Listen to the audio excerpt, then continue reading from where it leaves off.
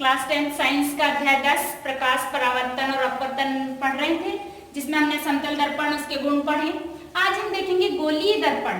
तो ये गोलीय दर्पण क्या होते हैं? वास्तव में ये गोलीय दर्पण एक गोले का भाग होते हैं। जैसे कि एक ये बॉल जो होती है, इस प्रकार से जो बॉल है इसमें से काट कर निकाले जाते हैं और उसकी एक सरफेस को पॉलिश कर दिया जाता है। जैसे समतल दर्पण में एक सतह पॉलिश होती है, दूसरी सतह चमकदार या परावर्तक हो जाती है। चमकीली सतह जो होती है उस पर सूर्य का प्रकाश जब पड़ता है तो परावर्तित हो जाता है, तो इस प्रकार परावर्तक सतह हो जाती है। तो इसके जो है गोलीय दर्पण कहते हैं। तो गोलीय दर्पण क्या होता है? ऐसे दर्पण जिनका परावर्तक पृष्ठ गोलीय होता है। परावर्तक पृष्ठ यहाँ से जब कट करेंगे तो चाहे हम अंदर करें या बाहर पॉलिश करें, पर उसका परावर्तक पृष्ठ कैसा होगा? गोलीय होगा। तो ये गोलीय दर्पण कहलाते हैं। ये गोलीय दर्पण दो प्रकार के होते हैं, अवतल दर्पण और उत्तल दर्पण। अवतल दर्पण जब हमने जो भाग कट किया, गोले से जो भाग कट किया और उसके बाहरी भाग में जब हम पॉलिश कर देते हैं, इस प्रकार से बाहर ये पॉलिश कर दिया हमने, पॉलिश की हुई सतह,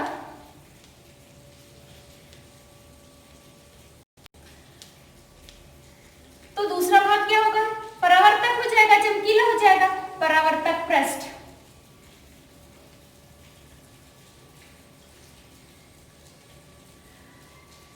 जब उभरे हुए भाग पर बाहर की ओर पॉलिश कर दिया जाता है और भीतरी भाग, अंदर का भाग जो है ये परावर्तक हो जाता है, तो इसे जो है अवतल दर्पण कहते हैं। और उत्तल दर्पण इसके अपोजिट जो है, जब उत्तल दर्पण जो है भीतरी भाग में जब पॉलिश कर दिया जाता है तो उभरी हुई सतह जो है ये परावर्तक पृष्ठ हो जाती है, तो इसे उत्तल दर्पण कहते हैं। जब उभरी हुई सतह परावर्तक होती है तो उसे उत्तल दर्पण कहते हैं, और जब भीतरी सतह, अंदर धसी हुई सतह जब परावर्तक होती है तो उसे अवतल दर्पण कहा जाता है। ये दोनों गोलीय दर्पण कहलाते हैं और परावर्तक पृष्ठ का गोलीय होना आवश्यक होता है।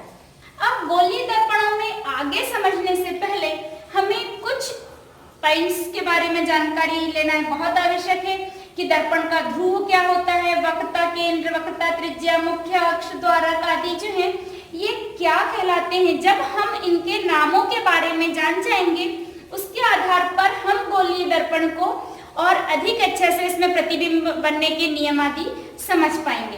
तो सबसे पहले हम देखते हैं कि दर्पण का ध्रुव क्या कहलाता है। जैसे ये एक अवतल दर्पण है, इसका पॉलिश की हुई जो सतह होती है, परावर्तक पृष्ठ, ये पूरा अवतल दर्पण, इसका मध्य बिंदु जो है ये दर्पण का ध्रुव कहलाता है और इसे अंग्रेजी के कैपिटल लेटर P द्वारा प्रदर्शित किया जाता है। जो दर्पण है उसका मध्य बिंदु जो है, इसका मध्य बिंदु दर्पण का ध्रुव कहलाता है और इसे अंग्रेजी के कैपिटल लेटर P द्वारा प्रदर्शित किया जाता है।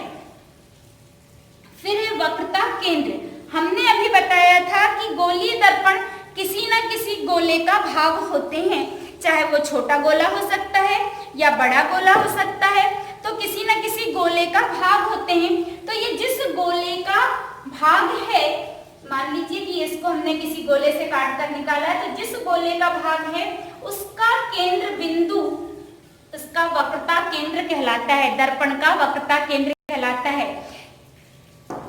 गोलीय दर्पण जिस गोले का भाग है उसका केंद्र बिंदु इसका वक्रता केंद्र कहलाता है और इसे अंग्रेजी के कैपिटल लेटर C द्वारा प्रदर्शित किया जाता है। जैसे मान लीजिए कि ये एक गोलीय दर्पण इस प्रकार से होगा, तो इसका वक्रता केंद्र C यहाँ दर्पण के पीछे, परावर्तक पृष्ठ के पीछे होगा, तो इसे कैपिटल C द्वारा प्रदर्शित किया जाता है।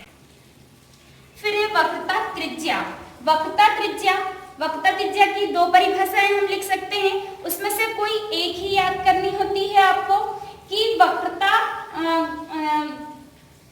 दर्पण जिस गोले का भाग है, दर्पण जिस गोले का भाग है उसकी त्रिज्या वक्रता त्रिज्या कहलाती है। जिस गोले का भाग है इसकी त्रिज्या जितनी भी होगी ना, लीजिए त्रिज्या सब लेकर ना गोला चलता है, तो इसकी जो त्रिज्या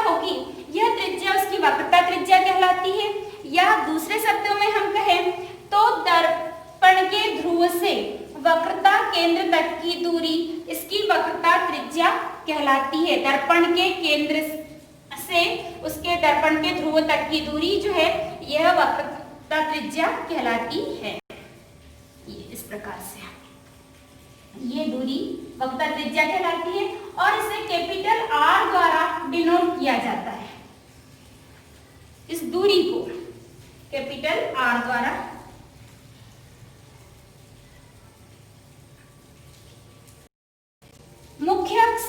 मुख्य अक्ष वक्रता केंद्र C और दर्पण के ध्रुवों से होकर जाने वाली रेखा सीधी काल्पनिक रेखा जो खींची जाती है यह उसका मुख्य अक्ष कहलाती है।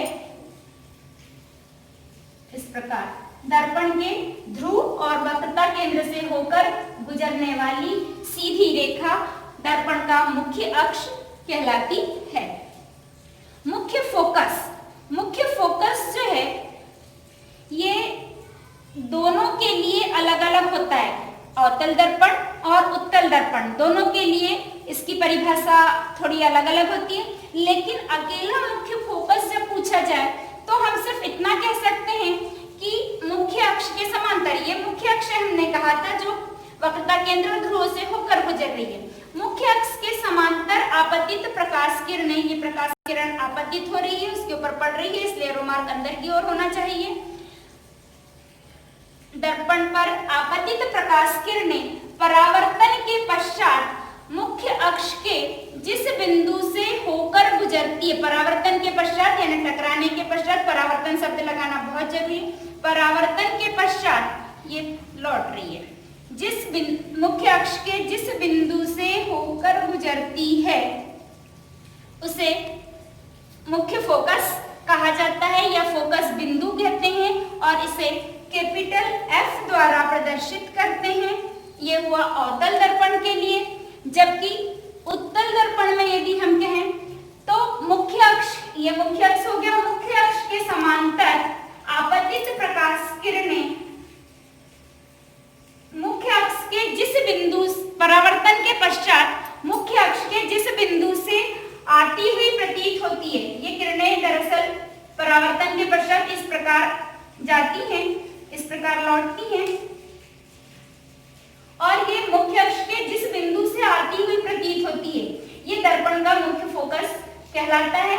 और उत्तल दर्पण में मुख्य फोकस दर्पण के पीछे प्राप्त होता है। ऐसा लगता है जैसे दर्पण के उस बिंदु से ये किरणें आ रही हैं, तो उत्तल दर्पण में मुख्य फोकस दर्पण के पीछे बनता है। नेक्स्ट है हमारे पास फोकस दूरी। दर्पण से फोकस बिंदु तक की, मुख्य फोकस तक की दूरी फोकस दूरी कहलाती है, यानी यहाँ से यहाँ तक की जो दूरी है ये दूरी जो है फोकस दूरी कहलाती है और इसको स्मॉल f द्वारा डिनोट किया जाता है। यहाँ पे ये देखिए दर्पण के ध्रुव से फोकस बिंदु तक की दूरी जो है फोकस दूरी कहलाती है और इसे स्मॉल f द्वारा प्रदर्शित किया जाता है। दर्पण का द्वारक जो है दर्पण का जो दर्पण है उसका व्यास, दर्पण का व्यास, यहाँ पर हम गोले का व्यास नहीं कह रहे हैं कि यहाँ से यहाँ तक की दूरी, बिल्कुल नहीं। दर्पण का व्यास इट मीन्स ये पूरा, इसको मान लीजिए मैंने यहाँ m नाम दे दूं और इसको m n, तो m से n तक की दूरी जो है ये इसका द्वारक कहलाती है। यहाँ नाम कुछ भी दिया जा सकता है, बाकी ये जो दूरी है m से n तक, यहाँ पर ये इस प्रकार से, या मैं इसको o और p नाम दे दूं तो o p, दर्पण जो है परावर्तक पृष्ठ, कुल दर्पण की का बाहरी दूरी जो है ये उसका द्वारक कहलाती है, तो उसका व्यास द्वारक कहलाता है। अब हम इसमें कुछ संबंध जानेंगे, वक्रता त्रिज्या और फोकस दूरी में क्या संबंध है।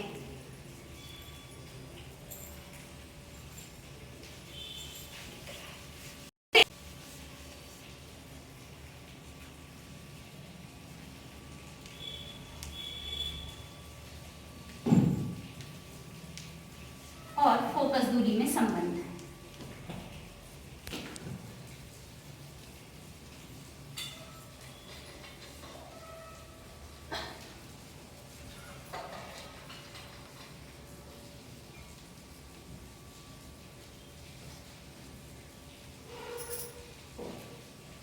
वक्रता त्रिज्या r जिसे हमने कहा ये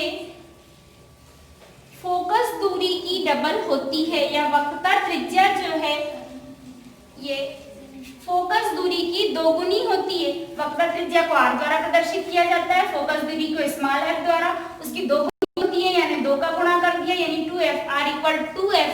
या हम इसे ऐसा भी कह सकते हैं कि फोकस दूरी जो है यह वक्रता त्रिज्या r की आधी होती है यानी 1/2r, या r/2 भी लिख सकते हैं इसको, या r/2, यानी फोकस दूरी जो है वक्रता त्रिज्या की आधी होती है। ये जो वक्रता त्रिज्या हमने यहाँ से यहाँ तक की दूरी जो कही थी, फोकस बिंदु जो हमेशा हमको प्राप्त होता है इसके सेंटर में प्राप्त होता है, सेंटर में प्राप्त होता है, यानी वक्रता त्रिज्या से फोकस दूरी जो है ये आधी हो गई यहाँ से यहाँ तक की दूरी, या ये इसकी दोगुनी होती है। r जो है यहाँ से यहाँ तक की दूरी है तो r इसका डबल होता है।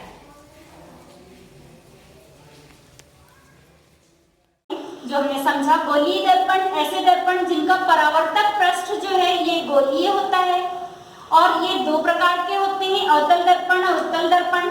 अवतल दर्पण ऐसे गोलीय दर्पण जिनका भीतरी पृष्ठ परावर्तक होता है और बाहरी पृष्ठ पर, इस प्रकार बाहरी पृष्ठ पर पॉलिश होती है और भीतरी पृष्ठ जो है ये परावर्तक होता है। जबकि उत्तल दर्पण जो है ये ऐसे गोलीय दर्पण होते हैं जिनका बाहरी भाग जो है ये उभरा हुआ तल जो है ये परावर्तक पृष्ठ होता है, भीतर की ओर पॉलिश होती है।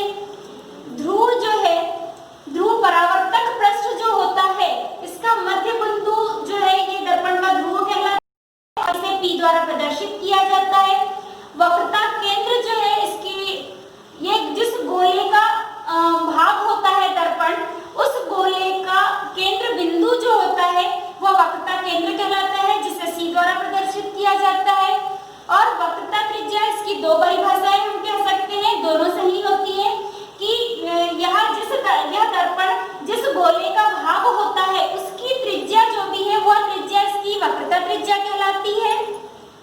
या हम यह भी कह सकते हैं कि दर्पण का ध्रुव जो होता है, यहाँ पे जो ध्रुव होता है, ध्रुव से वक्रता केंद्र C तक की दूरी जो होती है वह दूरी जो है उसकी वक्रता त्रिज्या कहलाती है, और इसे कैपिटल R द्वारा प्रदर्शित किया जाता है।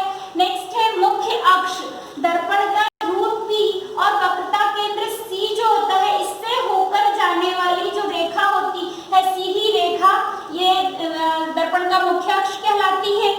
मुख्य फोकस, मुख्य फोकस जो है दोनों के लिए अलग अलग परिभाषाएं होती है, और एक मुख्य फोकस अकेला जब हमें लिखना होता है तो इस प्रकार लिखेंगे कि मुख्य अक्ष के समांतर आपतित प्रकाश किरणें परावर्तन के पश्चात मुख्य अक्ष के जिस बिंदु से होकर गुजरती है या जिस बिंदु पर से आती हुई प्रतीत होती है उसे दर्पण का मुख्य फोकस कहते हैं, और इसे कैपिटल F द्वारा प्रदर्शित किया जाता है। और फिर है फोकस दूरी। फोकस दूरी दर्पण के ध्रुव P से फोकस बिंदु F तक की दूरी फोकस दूरी कहलाती है, जिसे स्मॉल f द्वारा प्रदर्शित किया जाता है। इस प्रकार आपकी ये परिभाषाएं जो है इसे